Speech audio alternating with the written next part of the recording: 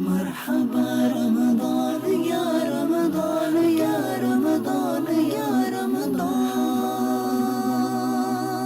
مرحبا رمضان یا رمضان یا رمضان یا رمضان۔ الحمدللہ رب العالمین والصلاة والسلام علی سید المرسلین۔ ناظرین، پروگرام ہے رمضان کریم اور ہم اپنے نیکسٹ ایپیسوڈ کے ساتھ آپ کے سامنے حاضر ہیں۔ ہم آپ کو خوش آمدید کہتے ہیں اور آج ہمارے ساتھ موجود ہیں ہمارے ہر دل عزیز بہت ہی پیارے مولانا عبدالحبیب اتاری صاحب، جن سے ہم نے اپنے پچھلے ایپیسوڈ میں بھی کئی مفید معلومات حاصل کی، سوالات کیے اور ان کے انہوں نے بخوبی جوابات بھی دیے۔ آج ہم اپنے ایپیسوڈ میں اسی انداز سے اپنے 3 سیگمنٹس کو سٹارٹ لیں گے۔ پہلا سیگمنٹ ہمارا فضائل رمضان، ہم فضائل رمضان پہ گفتگو کریں گے اور انشاءاللہ ایک مفید معلومات کا خزانہ ہم سب کے ہاتھ آئے گا۔ مرحبا رمضان یا رمضان یا رمضان یا رمضان۔ جی مولانا صاحب۔ تفسیر نعیمی میں ہے تو قرآن پاک کی بڑی مشہور و معروف تفسیر ہے کہ اس ماہ مبارک کے کل 4 نام ہیں۔ ماشاءاللہ۔ ماہ رمضان، ماہ صبر، ماہ معاسات اور ماہ وسعت رزق۔ سبحان اللہ۔ سبحان اللہ۔ روزہ صبر ہے، ماہ صبر کیوں کہا جاتا صبر کا ہے پہلا کہ روزہ صبر ہے جس کی جزا رب عز و جل ہے اور وہ اس مہینے میں رکھا جاتا ہے، اس لیے اسے ماہ صبر کہتے ہیں۔ معاسات کے معنی ہے بھلائی کرنا، چونکہ اس مہینے میں سارے مسلمانوں سے اور خاص کر کے اہل قرابت جو ہیں، رشتہ دار جو ہیں، ان سے بھلائی کرنا زیادہ ثواب ہے، اس لیے اسے ماہ معاسات بھی کہتے ہیں۔ ماشاءاللہ۔ اس میں رزق کی فراخی یعنی رزق کی زیادتی بھی ہو جاتی ہے اور غریب بھی نعمت کھا لیتے ہیں، اس لیے اس کو ماہ وسعت رزق بھی کہا جاتا ہے۔ ماشاءاللہ۔ سبحان اللہ۔ سبحان۔ اچھا، یہ ایک بڑا خوبصورت کمپیریزن علماء نے بیان کیا۔ کعبہ شریف یقیناً اللہ کی رحمتوں کا گھر ہے اور برکتیں ہی برکتیں، بے شک۔ کعبہ شریف بھی برکت والا اور رمضان بھی برکت والا۔ ایک بہت خوبصورت کمپیریزن کتابوں میں لکھا کہ کعبہ مسلمانوں کو بلا کر دیتا ہے اور رمضان آ کر رحمتیں بانٹتا ہے۔ اللہ اکبر۔ گویا وہ کعبہ کنواں ہے، یعنی اس کے پاس جائیں تو جا کر پانی مل جاتا ہے، اور رمضان بارش ہے یا دریا ہے جو جا کر برستا ہے یا پہنچ جاتا ہے۔ سبحان اللہ۔ ہر مہینے میں خاص تاریخیں اور تاریخوں میں بھی خاص وقت عبادت ہوتی ہے۔ بالکل۔ مثلا بقرعید کی چند مخصوص تاریخوں میں حج ہوتا ہے، محرم کی 10ویں تاریخ افضل ہے، مگر ماہ رمضان کا ہر دن اور ہر رات ہر وقت عبادت ہوتی ہے۔ روزہ عبادت، افطار عبادت، افطار کے بعد تراویح عبادت، اس کا انتظار عبادت، سحری کے انتظار میں سونا عبادت، پھر سحری کھانا بھی عبادت۔ الغرض ہر آن رب کی شان نظر آتی ہے، رحمتوں کی برسات۔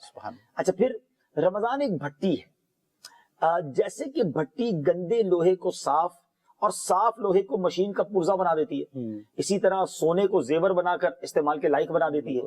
رمضان گناہ گاروں کو پاک کر دیتا ہے اور نیک لوگوں کے درجے بڑھاتا ہے۔ رمضان ایک بھٹی کا کام کرتا ہے۔ پھر فرمایا رمضان میں نفل کا ثواب فرض کے برابر، فرض کا ثواب 70 گنا کر دیا جاتا ہے۔ اور بعض علماء فرماتے کہ رمضان میں مرنے والے کا، یعنی جو رمضان میں مر جائے، اس سے سوالات قبر بھی نہیں ہوتے۔ اللہ، اتنا مبارک بھائی، اس مہینے میں جینا بھی برکتوں والا اور دنیا سے جانا بھی چلا گیا برکت تو اس کے لیے بھی برکت۔ اچھا، اس مہینے میں ایک شب قدر ہے، آخری جو قرآن پاک کی صورتیں ہیں اس میں یہ سورہ قدر ہے۔ اِنَّا أَنزَلْنَاهُ فِي لَيْلَةِ الْقَدْرِ، بے شک ہم نے اسے شب قدر میں اتارا۔ تو پتہ چلا کہ شب قدر بھی اسی مہینے میں آتی ہے۔ رمضان میں دوزخ کے دروازے بند ہو جاتے ہیں، جنت آراستہ کی جاتی ہے، اس کے دروازے کھول دیے جاتے ہیں۔ رمضان میں کھانے پینے کا حساب نہیں ہے، اللہ، اور دنوں میں ہم جو کھاتے ہیں نا اس کا حساب دینا پڑے گا۔ رمضان میں روزہ دار کے لیے الحمدللہ یہ رحمت ہے، یعنی کہ پہلے ہی وسعت ہو جاتی ہے اور کھانے پینے کا حساب بھی نہیں ہے۔ سبحان اللہ۔ اچھا، قیامت میں رمضان اور قرآن روزہ دار کی شفاعت کریں گے۔ رمضان تو کہے گا کہ مولا میں نے اسے دن میں کھانے پینے سے روکا تھا، اور قرآن عرض کرے گا یا اللہ میں نے اسے رات تلاوت و تراویح کے ذریعے سونے سے روکا تھا۔ یہ دونوں شفاعت کریں گے اور ان کی شفاعت قبول کی جائے گی۔ خاص طور پہ شاہ رخ بھائی، جو افطار کا وقت ہے نا، احادیث میں یہ مضمون ملتا ہے کہ روزانہ افطار کے وقت 10 لاکھ گناہگار جہنم سے آزاد کیے جاتے ہیں۔ اللہ، 1 million sinner every time of افطار اللہ تعالیٰ جہنم سے آزاد کر دیتا ہے۔ سچ بتائیں ہمارا افطار کے وقت کیا انداز ہونا چاہیے؟ اے کاش ہم سارے گھر والے بیٹھے ہیں، ہاتھ اٹھائیں، آنسو بہائیں کہ یا اللہ آج جو افطار کے وقت 10 لاکھ بخشے جائیں گے ان میں میرا نام لکھ دے، میرے ماں باپ کا نام لکھ دے، مگر ہم افطار کے وقت کیا کر رہے ہوتے ہیں؟ کئی لوگوں کو تو یہ فکر ہوتی ہے کہ آج مینیو کیا ہے، آج مینیو کیا ہے، شربت کہاں ہے، پکوڑے کہاں ہیں، یہ فروٹ فکر چاٹ لاحق کہاں ہوتی ہے، اور اس پہ ٹینشن سی مچی ہوئی ہوتی ہے۔ خدا پلیز، یہ مغفرت کا وقت ہے، یہ مانگنے کا وقت ہے، یہ آنسو بہانے کا وقت ہے۔ اور سبحان اللہ، رمضان میں جب جمعرات کی رات آتی ہے نا، ویسے تو روزانہ 10 لاکھ گناہگار بخشے جاتے ہیں، ایک حدیث کے مطابق جس کا مضمون ہے کہ مغرب، جمعرات کی مغرب سے لے کر جمعے کی مغرب تک ہر لمحے 10 لاکھ گناہگار بخشے جاتے ہیں۔ اللہ اکبر۔ اب تھرسڈے نائٹ آ جائے رمضان میں، فرائیڈے کا دن آ جائے، پھر تو بس ہم ہوں، رب کی رحمت ہو، ہمارا ایک ہی فوکس ہو کہ یا اللہ آج بخش دے، میں بڑا گناہگار ہوں، میں بڑا خطا کار ہوں، مجھ سے بڑی خطائیں ہوئی۔ ناظرین پلیز ٹرائی ٹو انڈرسٹینڈ، یہ جو رمضان مجھے اور آپ کو ملا ہے نا، کیا معلوم اگلا سال ہم نہ ہوں اس دنیا میں۔ کیا ایسا نہیں ہوا آپ کے ساتھ؟ میرے ساتھ بھی ہوا ہے کہ پچھلے رمضان میں بہت سارے وہ لوگ ہمارے ساتھ تھے جو اس رمضان میں نہیں ہیں۔ کیا معلوم اگلا رمضان جب آئے، رمضان نے تو آنا ہے، ہم ہوں گے یا نہیں ہوں گے۔ اس رمضان کو اپنی زندگی کا آخری رمضان سمجھ کر توبہ کیجئے، دعائیں کیجئے، التجائیں کیجئے۔ وہ کریم ہے، وہ چاہتا ہے ہم بخشے جائیں، وہ چاہتا ہے ہمیں معاف کر دیا جائے، مگر ہم ہیں کہ رمضان کی وہ قدر نہیں کر پا رہے۔ پلیز یہ بار بار آپ کو جو فضائل بتا رہے ہیں وہ اسی لیے بتا رہے ہیں تاکہ ہمارا اور ذوق بڑھے، ہم آگے بڑھ کر اللہ کی عبادت میں مصروف ہو جائیں۔ سبحان اللہ۔ اچھا مولانا صاحب، ماشاءاللہ آپ نے فضائل بیان کیے، اور شروع میں نے آپ سے ایک عرض کی تھی کہ فضائل کے ساتھ ساتھ اگر ہمارے ناظرین کو آپ یہ بھی بتائیں کہ ہمارے آقا کریم صلی اللہ تعالی علیہ وسلم رمضان کس طرح منایا کرتے تھے، تو انشاءاللہ ان کے دل میں ایک شوق بھی پیدا ہوگا اور عشق بھی بڑھے گا۔ سبحان اللہ۔ یقیناً نبی پاک علیہ الصلوۃ والسلام کیسے رمضان مناتے، کیسے رمضان میں ان کی روٹین ہوتی، میرا خیال ہے یہ بیسٹ جو ہے نا ہمیں وہی بتا سکتے ہیں جو نبی پاک کے گھر میں رہتے تھے، نبی پاک کے جو ساتھ تھے۔ اور سبحان اللہ، ہماری امی حضور حضرت عائشہ صدیقہ طیبہ طاہرہ رضی اللہ تعالی عنہا سے کوئی عام سمجھ لے کوسچن کرتے ہیں کہ آپ بتائیے کہ پیارے آقا کا رمضان کیسا ہو۔ سبحان اللہ۔ ایک حدیث پاک ہے، آپ فرماتی ہیں جب ماہ رمضان آتا تو شہنشاہ نبوت، تاجدار رسالت صلی اللہ تعالی علیہ وسلم 20 دن نماز اور نیند کو ملاتے تھے۔ اللہ۔ پس جب آخری عشرہ ہوتا تو اللہ عز و جل کی عبادت کے لیے کمر بستہ ہو جاتا۔ اللہ۔ اس کا مطلب یہ ہوا کہ پہلے 20 دن نمازیں تو ہو رہی تھی، کچھ آرام بھی کرتے، مگر آخری عشرہ کو سمجھ لیں دل و جان سے عبادت کے لیے، یعنی آرام بھی چھوڑ دیا۔ ایک اور جگہ فرماتی ہے کہ جب ماہ رمضان آتا نا تو نبی پاک علیہ الصلوۃ والسلام کا رنگ مبارک متغیر ہو جاتا، جو کلر آف فیس ہے وہ چینج ہو جاتا، اور نماز کی کثرت فرماتے اور خوب دعائیں فرماتے۔ نبی پاک خوف خدا کا غلبہ آ جاتا اور آپ کی راتیں دعاؤں میں، گر گڑانے میں اور عبادت میں گزرتی۔ نبی پاک علیہ الصلوۃ والسلام کی یہ جو بی بی عائشہ صدیقہ رضی اللہ تعالی عنہا کا جو فرمان ہے نا، یہ میرے اور آپ کے لیے زبردست موٹیویشن بھی ہے، اور میں سمجھتا ہوں کہ ہمارے لیے عبرت بھی ہے کہ نبی پاک علیہ الصلوۃ والسلام تو بخشائے ہیں نا، ان کے صدقے ہماری بخشش ہونی ہے، ہم سب کی شفاعت فرمائیں گے، وہ فرمائیں گے۔ اچھا، رمضان بھی انہی کے صدقے ملا ہے، ہمیں رمضان ان کے صدقے ملا، قرآن ان کے صدقے ملا، بلکہ رحمان ان کے صدقے ملا۔ اب آپ سوچئے کہ ایمان ان کے صدقے ملا، لیکن ان کا حال یہ ہے کہ وہ رات عبادت میں گزاریں، گر گڑاتے ہوئے گزاریں اور روتے ہوئے گزاریں۔ اللہ۔ اور ہم کیا کرتے ہیں؟ ہم گناہگار، خطا کار۔ انفارچونیٹلی دوبارہ یہ کہنا پڑ رہا ہے کہ بڑی تعداد یقیناً ماشاءاللہ نمازیں پڑھ رہی ہے، روزے رکھ رہے ہیں، لیکن بہت بڑی تعداد رمضان میں بھی نمازیں قضا ہو رہی ہیں، رمضان میں بھی روزے نہیں ہو رہے ہیں، رمضان میں بھی گناہ ہو رہے ہیں، رمضان میں بھی اللہ کو ناراض کیا جا رہا ہے۔ Please, we are Muslim. ہم جن نبی کا کلمہ ہم نے پڑھا ان کی روٹین تو دیکھیں کہ وہ رمضان میں بستر چھوڑ دیتے تھے اور رات بھر عبادت میں گزارتے۔ ایک عمل تو یہ تھا کہ نمازیں اور دعائیں اور گر گڑانا۔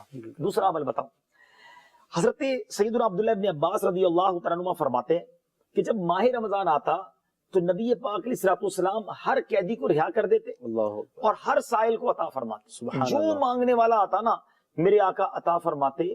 بلکہ ایک بڑی خوبصورت حدیث پاک ہے کہ پیارے آقا لوگوں میں سب سے بڑھ کر سخی تھے اور رمضان شریف میں خصوصاً بہت زیادہ سخاوت فرماتے، یعنی دریا رحمت بھی جوش میں ہوتا۔ جبریل امین پیارے آقا علیہ الصلوۃ والسلام کے ساتھ ہر رات ملاقات کے لیے حاضر ہوتے۔ اللہ، یہ روزانہ ہر رات ملاقات ہوتی اور پیارے آقا حضرت جبریل کے ساتھ قرآن کا دور فرماتے۔ سبحان اللہ۔ اب سیکھنے کو کیا ملا؟ نبی پاک کی راتیں قرآن کے ساتھ، جبریل امین اور نبی پاک آپس میں قرآن کا دور کرتے، اور جب بھی جبریل امین نبی پاک کی خدمت میں آتے تو آپ علیہ السلام تیز چلنے والی ہوا سے بھی زیادہ خیر یعنی سخاوت کے معاملے میں جلدی فرماتے، اللہ بہت عطا فرماتے، جو آتا عطا فرماتے۔ تو اب 3 باتیں ناظرین آپ کے سوال کا جواب سمرائز کر دیتا ہوں۔ جی، نبی پاک کا رمضان، اگر آپ چاہتے ہیں کہ میں بھی عاشق رسول ہوں، نبی پاک کا غلام ہوں، اور میں چاہتا ہوں کہ پیارے آقا کو فالو کروں کہ وہ رمضان میں کیا کرتے تھے، تو میں ایکسٹریکٹ کر دیتا ہوں، سمرائز کر دیتا ہوں 3 چیزیں۔ نبی پاک خوب عبادت کرتے، خاص طور پہ راتوں میں دعائیں کرتے، نبی پاک خوب تلاوت قرآن کرتے، اور میرے آقا خوب سخاوت کرتے، سبحان اللہ، خوب اللہ کی راہ میں خرچ کرتے۔ آپ اگر نبی پاک کی طرح رمضان ان کی فٹ اسٹیپ کو فالو کرنا چاہتے ہیں، سنت پر عمل کرنا چاہتے ہیں، تھوڑا آرام کریں، رمضان میں تہجد پڑھیں۔ ایک اور میں آسان طریقہ بتا دیتا ہوں، جتنے بھی ناظرین ہیں ہم سب سحری کے لیے اٹھتے ہی ہیں، تہجد کے لیے شرط یہ ہے کہ عشاء پڑھ کے سویا جائے، تو عشاء ضرور پڑھیں، تراویح ضرور پڑھیں، اور اگر آپ نے سونا ہے تو سو جائیں۔ اب جب آپ سحری کے لیے اٹھ رہے ہیں نا، تھوڑا ٹائم پہلے اٹھ جائیں، آپ تہجد پڑھ لیں۔ تو اب یہ 30 ڈیز آپ تہجد پڑھنے کے عادی ہو جائیں گے نا، اللہ کی رحمت سے امید ہے رمضان کے بعد بھی عادت رہے گی۔ تہجد فرض نمازوں کے بعد سب سے افضل نماز ہے، اور ناظرین یہ خاص دعاؤں کی قبولیت کا وقت ہے۔ اللہ اکبر، تہجد پڑھ کے جو دعا مانگنے کا مزہ آتا ہے، اور اللہ کرے ہم ایسی دعائیں مانگنے والے بن جائیں کہ میں جانوں میرا رب جانے۔ اکیلے میں جا نماز بچھائیں، رات کا پہر ہو، ہاتھ اٹھیں اور آنسو بہیں، یقین کریں یہ وہ وقت ہے آپ جو مانگیں گے عطا کیا جائے۔ اور نبی پاک بھی رات کو اٹھ کر دعائیں مانگتے، گر گڑاتے۔ ایک سنت پر یہ عمل ہو جائے گا، پھر آپ نے تلاوت قرآن کرنی ہے۔ دیکھیے یہ تو نزول قرآن کا مہینہ ہے، اس مہینے میں قرآن نہیں پڑھیں گے تو کب پڑھیں گے؟ تراویح میں تو قرآن سنتے ہیں، مگر خود سے ریسائٹ کریں، خود سے قرآن پاک پڑھیں، جتنا ہو سکے پڑھیں۔ اور تیسرے نمبر پر اللہ کی راہ میں خوب خرچ کریں، صرف زکوٰۃ نہیں، زکوٰۃ تو فرض ہے، وہ دینی ہے، اس کا ضرور حساب کر کے 2.5% وہ ہم نے جب سال مال پر پورا ہو جائے، اس کی شرائط پائی جائیں تو دینی ہے، وہ ضرور دیں، لیکن رمضان میں اس کے علاوہ بھی دیں، خرچ کریں۔ یاد رکھیں نبی پاک علیہ السلام جو فرمائے وہ حق ہے، مگر اس حدیث پر میرے آقا نے قسم اٹھائی کہ میں اللہ کی قسم کھا کر کہتا ہوں اللہ کی راہ میں خرچ کرنے سے مال کم نہیں ہوتا۔ اللہ، تو it means it's compulsory, final ہو گیا نا کہ اب آپ اللہ کی راہ میں خرچ کریں گے، آپ کا مال ملٹی پلائی ہی ہوگا۔ اللہ مجھے اور آپ کو اس طرح رمضان منانا نصیب فرمائے۔ ماشاءاللہ، بہت پیاری گفتگو فرمائی، اور امید ہے کہ عشق رسول صلی اللہ تعالی علیہ وسلم کے چراغ دلوں میں روشن ہو گئے ہوں گے۔ اللہ تعالیٰ ان کو ہمیشہ روشن رکھے۔ چلتے ہیں اپنے سیکنڈ سیگمنٹ کی طرف، مسائل رمضان۔ مرحبا رمضان یا رمضان یا رمضان یا رمضان۔ جی علامہ صاحب، لاسٹ ایپیسوڈ میں ہم نے رمضان سے متعلق کچھ بنیادی مسائل پہ ڈسکس کیا تھا، اور آپ نے ماشاءاللہ بڑی زبردست رہنمائی فرمائی۔ آج ہم اپنے ناظرین کو کن مسائل کے بارے میں بتا رہے ہیں؟ آج ہم انشاءاللہ روزے کو ہی کنٹینیو کریں گے، کیونکہ روزہ تھوڑا سا اس میں ٹپیکیلٹیز ہیں۔ ٹھیک ہے، روزے کی نیت کو بھی دیکھنا ہوگا، پھر روزہ کن چیزوں سے ٹوٹ جاتا ہے، کچھ چیزیں ایسی ہیں جس میں لوگ بڑے کنفیوز رہتے ہیں بالکل کہ روزہ ٹوٹا یا نہیں ٹوٹا، تو ہم انشاءاللہ وقتاً فوقتاً اس کو ڈسکس کریں گے۔ آج ہم بات پہلے تو کرتے ہیں نیت پر۔ نیت کے جو چند مسائل ہیں وہ بیان کر دیتا ہوں۔ ادائے روزہ رمضان یعنی رمضان کے روزے رکھنے کے لیے نیت کا جو وقت ہے وہ غروب آفتاب کے بعد سے زہوائے کبریٰ تک یعنی نصف النہار شرعی سے پہلے تک ہے۔ اس پورے دن کے وقت کے دوران آپ جب بھی نیت کر لیں گے تو یہ روزے ہو جائیں گے، یعنی یہ نفلی روزوں کے لیے بھی ہے اور رمضان کے روزوں کے لیے بھی ہے۔ غروب آفتاب ہو گیا، اب اگلا دن بیسیکلی شروع ہو جاتا ہے مغرب کے بعد، لیکن اس کے اگلے دن یہ جو تھوڑا سا مشکل لفظ میں نے کہا کہ زہوائے کبریٰ نصف النہار شرعی، تو یہ یعنی یوں سمجھیے کہ جو ظہر کا وقت شروع ہونے سے پہلے ہم دیکھتے ہیں زہوائے کبریٰ کا جو وقت ہوتا ہے، تو اب زہوائے کبریٰ جو ہے اس سے پہلے تک اگر ہم روزہ رکھ لیں، اس کو عام طور پہ لوگ مکروہ وقت کہتے ہیں، مکروہ وقت سے پہلے نیت اگر کسی نے کر لی تو اس کا روزہ ہو جائے گا، لیکن فجر سے لے کر اس وقت تک اس نے کچھ کھایا نہ ہو، صادق سے لے کر اور کوئی بھی ایسا کام نہ کیا ہو جو روزہ توڑنے کا سبب ہوتا ہے، پھر وہ نیت کر سکتا ہے۔ پہلے تو یہ ٹائمنگز نیت کی پتہ چل گئی، ٹھیک ہے۔ اچھا، نیت بیسیکلی دل کے ارادے کا نام ہے، ٹھیک ہے، زبان سے کہنا شرط نہیں ہے، اگر زبان سے کہہ لے تو اچھی بات ہے، مستحب ہے، اور اگر رات میں روزہ رمضان کی نیت کرے تو اس نے اس طرح کہنا ہے نویت ان اصوم غدا للہ تعالی من فرض رمضان، میں نے نیت کی اللہ کے لیے کہ کل رمضان کا روزہ رکھوں گا۔ اور اگر دن میں نیت کرے یعنی صبح صادق کے بعد نیت کر رہا ہے تو نویت ان اصوم ھذا اليوم للہ تعالی من فرض رمضان، ٹھیک ہے، میں نے نیت کی کہ اللہ کے لیے آج کے روزے کے روزے کا میں روزہ رکھوں گا رمضان کا.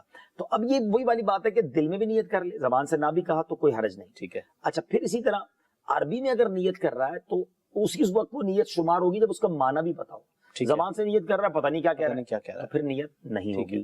اچھا نیت اپنی مادری زبان میں بھی کر سکتے ہیں، ٹھیک اپنی ہے، زبان میں کر لیں تو بھی کوئی حرج نہیں ہے. جیسے میں نے کہا دل میں بھی کر لیں دل میں بھی کوئی کر حرج لے نہیں تو ہے. بھی ہو جائے گا. اچھا نیت دن میں نیت کریں تو ضروری ہے کہ یہ نیت کریں کہ میں صبح صادق سے روزہ دار ہوں. ٹھیک ہے، اگر اس طرح نیت کی کہ ابھی سے روزہ دار ہوں ہاں تو وہ پھر نہیں روزہ ہوگا، نہیں ہوگا. یعنی اگر اس ٹھیک نے ہے. صبح 10 بجے نیت کی ابھی ٹھیک ہے. زاویہ کبریٰ نہیں ہوا اسی وقت سے تو نیت میں صبح صادق سے لے کر روزہ دار ہوں، یہ ٹھیک ہے. نیت اس نے کرنی ہے. اسی طرح ماہ رمضان کے دن میں نہ روزے کی نیت کی نہ یہ کہ میں روزہ نہیں ہے، یعنی دونوں صورتوں میں کوئی نیت ہی نہیں کی. ٹھیک ہے، اگرچہ معلوم ہے کہ رمضان مبارک کا مہینہ ہے تو روزہ نہیں ہوگا، یعنی روز نیت کرنی ہوگی، لازمی ہے، ہاں. اب وہ الگ بات ہے کہ دل میں نیت دل کر میں لیں، کر سحری لی کے بعد لوگ نارملی کرتے ہیں کر لیتے کہ ہیں، میں آج کے روزے کی نیت کرتا ہوں تو یہ ضرور کرنی چاہیے. ٹھیک. بہت زبردست آپ نے رہنمائی فرمائی، اور یقیناً ہمارے اس پروگرام سے کئی لوگوں کے جو مسکنسیپشنز ہیں اور جو کیوریز ہیں وہ ڈیفینیٹلی کلیئر ہو رہی ہوں گی، اور بہت کچھ نیا سیکھنے کو مل رہا ہوگا. خود مجھے بھی بہت ساری چیزیں نئی پتہ چل رہی ہیں، اور امید ہے کہ ناظرین بھی اس سے بھرپور انداز میں جو ہے وہ بینیفٹ لے رہے ہوں گے. ہمارا تھرڈ سیگمنٹ انشاءاللہ شروع ہوتا ہے، ہم اپنے تھرڈ سیگمنٹ کی طرف چلتے ہیں. جس طرح لاسٹ ایپیسوڈ میں ہم نے سورہ بقرہ سے متعلق تعارف سنا تھا، اسی حوالے سے آج ناظرین کے لیے کون سی سورت مبارکہ لے کر آئیں؟ جی آج اب اس سورت کے بارے میں جانیں گے جو بڑے شوق سے لوگ جمعہ کے دن پڑھتے ہیں اور پڑھنا بھی چاہیے، اور اس کو کہا جاتا ہے سورہ جمعہ. سبحان اللہ. تو دیکھا ہے میں نے کہ ماشاءاللہ بڑی تعداد میں خواتین بھی بہت شوق سے پڑھتی ہیں. اس کے فضائل ہیں. فضائل جمعہ کے دن دو سورتوں کو بہت اہمیت دی گئی ہے، پڑھنے کی فضائل بھی ہیں، سورہ جمعہ اور سورہ کہف. تو انشاءاللہ آج ہم سورہ جمعہ کو ڈسکس کر لیتے ہیں، ٹھیک ہے. اگلے ایپیسوڈ میں سورہ کہف کو ڈسکس کریں گے. تو آئیے شروع کرتے ہیں سیگمنٹ تعارف قرآن. تعارف قرآن. مرحبا رمضان یا رمضان یا رمضان یا رمضان. جی ناظرین سورہ جمعہ کا آپ تعارف سنتے ہیں. مقام نزول سورہ جمعہ مدینہ منورہ میں نازل ہوئی. رکوع اور آیات کی تعداد اس سورت میں 2 رکوع اور 11 آیتیں ہیں. جمعہ نام رکھنے کی وجہ 7 دنوں میں سے ایک دن کا نام جمعہ ہے، اور اس دن سورج ڈھلنے کے بعد جو نماز ادا کی جاتی ہے اسے نماز جمعہ کہتے ہیں. اس سورت کی آیت نمبر 9 میں لفظ الجمعہ موجود ہے، اسی مناسبت سے سورت کا نام سورہ جمعہ رکھا گیا. سورہ جمعہ سے متعلق 2 احادیث کرام. سبحان اللہ. حضرت عبداللہ ابن عباس رضی اللہ تعالیٰ عنہما فرماتے ہیں کہ نبی پاک علیہ الصلوۃ والسلام جمعہ کی نماز میں سورہ جمعہ اور سورہ منافقون کی تلاوت فرماتے ہیں. سبحان اللہ. حضرت ابو جعفر رضی اللہ تعالیٰ عنہ فرماتے ہیں کہ حضور پرنور صلی اللہ تعالیٰ علیہ وسلم جمعے کی نماز میں سورہ جمعہ اور سورہ منافقون کی تلاوت فرماتے تھے، اور سورہ جمعہ کی تلاوت کے ذریعے مسلمانوں کو بشارت دیتے تھے اور مزید نیک اعمال کرنے پر ابھارتے تھے، جبکہ سورہ منافقون کے ذریعے منافقوں کو مایوس کرتے اور ان کی سرزنش فرماتے تھے. سبحان اللہ. اچھا سورہ جمعہ کے مضامین، ٹاپکس آف سورہ جمعہ. اس سورت کا مرکزی مضمون، سینٹرل ٹاپک یہ ہے کہ اس میں نماز جمعہ کے احکام بیان کیے گئے ہیں. نیز اس سورت میں یہ بھی مضامین بیان کیے گئے. نمبر 1، اس سورت کی ابتدا میں اللہ تعالیٰ کی تسبیح اور تقدیس بیان کی گئی، اور نبی کریم علیہ الصلوۃ والسلام کی عظمت و شان اور ان کے اوصاف بیان کیے گئے. نمبر 2، یہ بتایا گیا کہ اللہ تعالیٰ کا اپنی مخلوق پہ بڑا فضل ہے کہ اس نے ان کی ہدایت کے لیے اپنے حبیب جناب محمد مصطفیٰ صلی اللہ تعالیٰ علیہ وسلم کو مبعوث فرمایا. نمبر 3، تورات کے احکام پر عمل نہ کرنے کی وجہ سے یہودیوں کی مذمت کی گئی، اور یہودیوں سے کہا گیا کہ اگر وہ اللہ تعالیٰ کے دوست ہیں تو ذرا موت کی تمنا کریں. نیز یہ بتایا گیا کہ وہ کبھی موت کی تمنا نہیں کریں گے، اور یہودی جس موت سے بھاگتے ہیں وہ باہر صورت انہیں آ کر رہے گی. نمبر 4، سورت کے آخر میں نماز جمعہ کے احکام بیان کیے گئے. سبحان اللہ. امید ہے کہ یہ تعارف سننے کے بعد اب مزید قرآن پڑھنے کا شوق پیدا ہوگا انشاءاللہ. الحمدللہ آج کے پروگرام میں ہم نے بہت کچھ سیکھا، اور ہم پچھلی ایپیسوڈز میں بھی بہت کچھ سیکھتے آئے ہیں، اور امید ہے کہ آپ کو ہمارا یہ پروگرام پسند آیا ہوگا، اور ہماری نیکسٹ ایپیسوڈ بھی آپ ضرور ملاحظہ فرمائیں گے. مرحبا